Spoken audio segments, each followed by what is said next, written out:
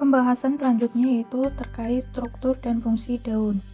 Daun merupakan organ tumbuhan yang menempel pada batang, biasanya berbentuk tipis, lebar, dan banyak mengandung zat warna hijau yang dinamakan klorofil. Pada daun monokotil dan dikotil terdapat perbedaan. Pada daun monokotil, peruratan atau tulang daun sejajar atau melengkung. Sedangkan pada dikotil, tulang daunnya menjadi atau menyirip. Nah, daun ini memiliki beberapa fungsi, antara lain sebagai alat untuk mengambil gas karbon dioksida atau CO2 yang digunakan sebagai sumber atau bahan baku dalam proses fotosintesis. Kemudian mengatur penguapan air atau transpirasi dan pernapasan atau respirasi tumbuhan. Pada beberapa tumbuhan, daun mengalami modifikasi sehingga dapat memiliki fungsi dan tujuan tertentu. Contohnya pada tumbuhan kantong semar. Daun kantong semar mengalami modifikasi membentuk piala dan di dalamnya terdapat alat pemikat berupa kelenjar madu yang memiliki fungsi untuk menangkap serangga. Berikut beberapa contoh modifikasi pada daun. Yang pertama yaitu daun berduri. Duri merupakan organ aksesoris dan berfungsi sebagai alat perlindungan diri dari pemangsa dan dapat mengurangi penguapan air yang dapat berasal dari modifikasi daun. Contoh tumbuhan yang memodifikasi daunnya menjadi berduri yaitu kaktus. Selanjutnya yaitu sulur atau tendril. Sulur membantu tumbuhan untuk mengaitkan diri pada objek tumbuhan atau tumbuhan lain pada saat tanaman tumbuh. Contoh tumbuhan yang memodifikasi daunnya menjadi sulur yaitu Smilax rotundifolia serta kacang-kacangan. Selanjutnya yaitu daun penangkap serangga atau piala. Helaian daun ini berfungsi sebagai alat penangkap serangga. Di dalamnya terdapat penarik serangga berupa kelenjar madu. Contoh daun penangkap serangga yaitu kantong semar dan tumbuhan kejora. Contoh selanjutnya yaitu brakte atau daun pelindung. Daun pelindung termodifikasi mengelilingi sekelompok bunga. Biasanya brakte berwarna mencolok sehingga seringkali disangka petal atau mahkota bunga. Warna yang cerah ini berfungsi sebagai pemikat serangga penyerbuk. Contoh tumbuhan modifikasi daun pelindung yaitu bunga kertas serta tanaman iler. Kemudian yang selanjutnya yaitu kita akan membahas tentang proses fotosintesis yang terjadi pada daun. Pada proses fotosintesis, dibutuhkan cahaya sebagai sumber energi. Energi tersebut ditangkap oleh zat hijau daun yang disebut klorofil. Gas karbon dioksida dan air digunakan sebagai bahan baku untuk menghasilkan glukosa dan oksigen. Untuk lebih jelasnya, perhatikan reaksi sebagai berikut. Karbon dioksida dan air dibantu oleh cahaya matahari dan klorofil menghasilkan glukosa dan oksigen. Nah, glukosa selanjutnya akan disusun menjadi zat pati atau amilum melalui reaksi polimerasi. Amilum tersebut kemudian disimpan dalam akar, misalnya pada singkong, kemudian pada batang, misalnya pada sagu, dan buah, misalnya pada padi. Pembahasan selanjutnya yaitu terkait struktur dan fungsi pada organ bunga. Bunga merupakan alat reproduksi generatif pada tumbuhan. Bunga biasanya memiliki warna yang menarik dan berfungsi untuk menarik serangga atau hewan lain yang dapat membantu proses penyerbukan. Secara umum, bunga tersusun atas dua bagian utama, yaitu perhiasan bunga dan alat reproduksi bunga. Perhiasan bunga meliputi tangkai, kelopak, dan mahkota. Sedangkan alat reproduksi berupa benang sari atau kelamin jantan dan putik atau alat kelamin betina. Bunga yang memiliki bagian-bagian tersebut disebut bunga lengkap, sedangkan bunga yang tidak memiliki salah satunya disebut bunga tidak lengkap. Berdasarkan keberadaan alat reproduksi dalam satu bunga, ada bunga yang memiliki benang sari dan putik dalam satu bunga. Bunga yang demikian disebut dengan bunga sempurna. Namun, ada juga bunga yang hanya memiliki satu alat kelamin saja dalam satu bunga, benang sari atau putik saja. Bunga yang demikian disebut bunga tidak sempurna. Bunga pada tumbuhan dikotil dan monokotil memiliki perbedaan. Pada tumbuhan monokotil dan dikotil dapat dibedakan berdasarkan karakteristik bunga, yaitu jumlah bagian-bagian bunga. Tumbuhan monokotil mempunyai bagian-bagian bunga seperti daun kelopak, daun mahkota, dan benang sari yang berkelipatan 3. Pada tumbuhan dikotil mempunyai bagian-bagian bunga berkelipatan 4 atau 5. Selanjutnya adalah struktur dan fungsi buah dan biji. Nah, ketika kalian makan buah, biasanya di dalamnya juga terdapat biji. Nah, apakah kalian tahu dari manakah buah dan biji itu berasal? Masih ingatkah kalian bagian-bagian dari bunga? Salah satu bagian dari bunga yaitu putik atau pistilum. Putik terdiri atas 3 bagian, yaitu bagian dasar yang menggembung disebut bakal buah atau ovarium, bagian yang memanjang disebut tangkai putik atau stilus, dan kepala putik atau stigma. Di dalam bakal buah terdapat 1 atau lebih bakal biji atau ovul. Pada perkembangan selanjutnya, bakal buah akan berkembang menjadi buah, sedangkan bakal biji akan berkembang menjadi biji.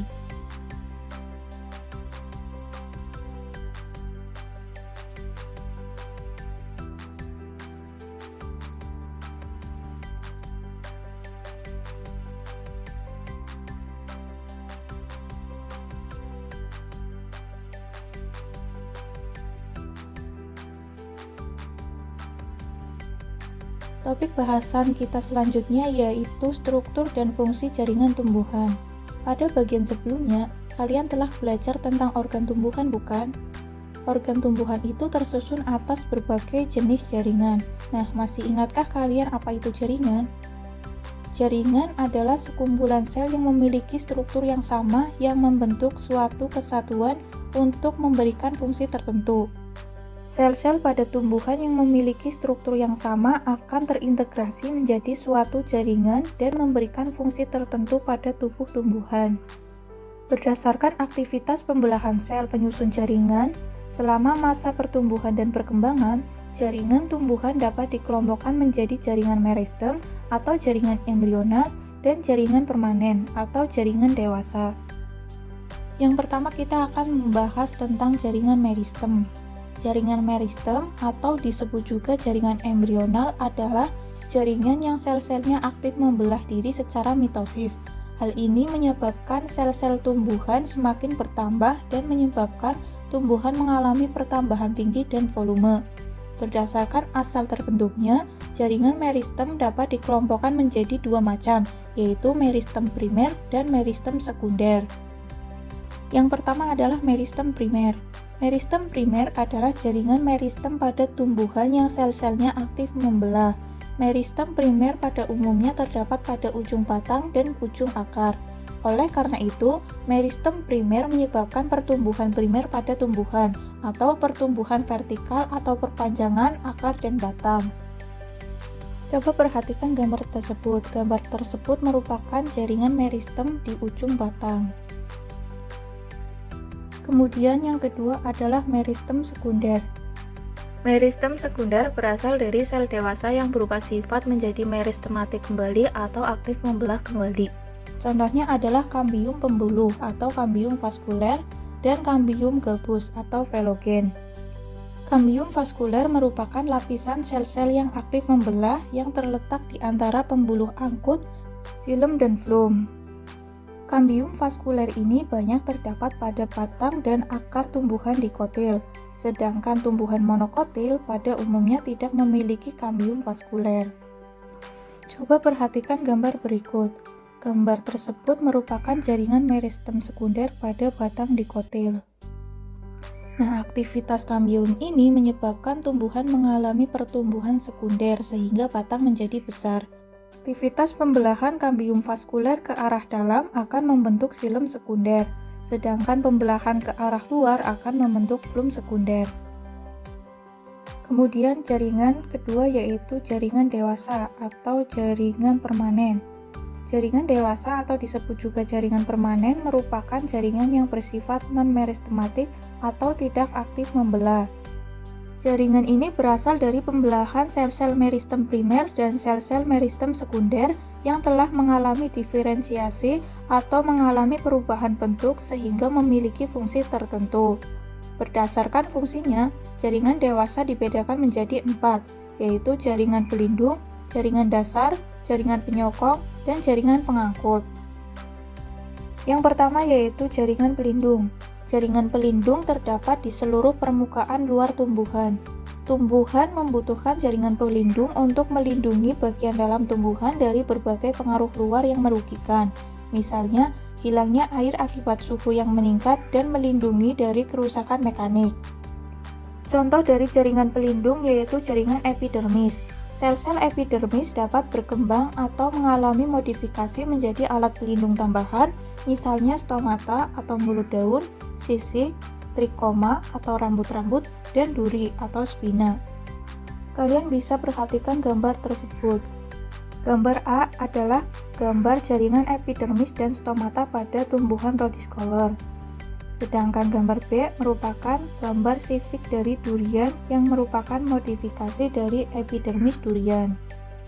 Kemudian jaringan dewasa yang kedua yaitu jaringan dasar. Jaringan dasar merupakan jaringan yang hampir terdapat pada seluruh bagian tumbuhan. Jaringan dasar seringkali disebut dengan jaringan pengisi. Jaringan ini berperan penting dalam semua proses fisiologi atau metabolisme pada tumbuhan. Contoh dari jaringan dasar ini yaitu jaringan parenkim.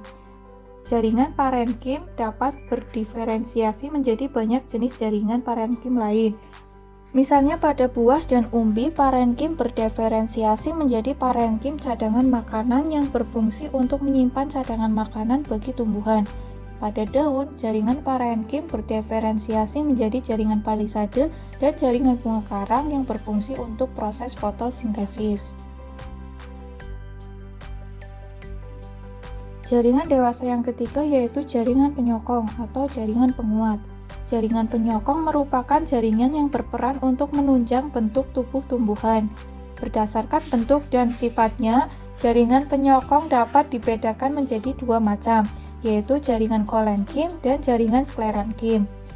Jaringan kolenkim merupakan jaringan yang berfungsi untuk menyokong bagian tumbuhan yang masih muda. Sel-sel jaringan kolenkim memiliki dinding sel yang mengalami penebalan, namun tidak merata. Sedangkan jaringan sklerenkim merupakan jaringan penguat yang bersifat permanen. Jaringan sklerenkim berfungsi untuk menyokong tubuh tumbuhan yang sudah tua. Kemudian berdasarkan bentuk selnya, jaringan sklerenkim dibedakan menjadi dua, yaitu jaringan serat atau fiber dan jaringan sklereid. Jaringan serat terdiri atas sel-sel yang memanjang, meruncing pada kedua ujungnya, dan tersusun membentuk benang. Jaringan serat banyak ditemukan pada jaringan xilem. Jaringan sklereid terdiri atas sel-sel yang pendek dan memiliki bentuk yang tidak teratur. Jaringan sklereid ini banyak ditemukan pada kulit kacang atau buah pir. Kemudian jaringan keempat yaitu jaringan pengangkut atau vaskuler. Jaringan pengangkut terdiri atas dua jenis, yaitu xilem dan flum. Xilem berfungsi untuk mengangkut air dan zat-zat terlarut di dalamnya dari akar menuju daun. Sedangkan flum berfungsi untuk mengangkut makanan hasil fotosintesis dari daun ke seluruh tubuh tumbuhan.